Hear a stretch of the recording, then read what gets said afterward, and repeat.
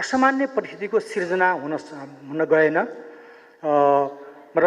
आपूर्तिजन्य श्रृङ्खलाहरूमा हाम्रो नियन्त्रणभन्दा बाहिरका कुराहरू जस्तो मैले सङ्केत गर्न खोजेको मध्यपूर्वको जुन खालको कन्फ्लिक्ट छ, सिचुएसन चाहिँ छ, अन्तर्राष्ट्रिय जगतमा देखेका जुन खालका दरारहरू चाहिँ छन्, ती खालको कुराहरूमा परिस्थितिक तरिकाले समायोजन हुन सक्यो भने नेपाल राष्ट्र ब्याङ्कको लागि जुन खालको एउटा इन्डिकेसन 6% सम्मको आर्थिक वृद्धिभित्र रहेर मौद्रिक नीति बनाउनु पर्ने जुन खालको एउटा बजेटले नै दिशानिर्देश गरेको चाहिँ छ। अहिलेको परिस्थितिलाई हेर्दाखेरिमा राष्ट्र ब्याङ्कले लिएका नीतिहरू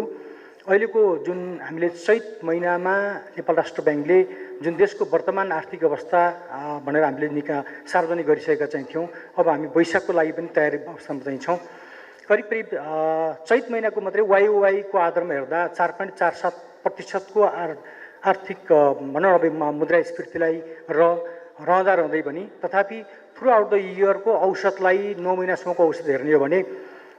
त्यो चाहिँ नि बेस उसको सानो भएको आधारमा करिब 2.3% को आधारमा मात्रै मुद्रास्फीति रहने देखिन्छ। त्यसो भएर यो मुद्रास्फीति 6% को मैले भनिहालेँ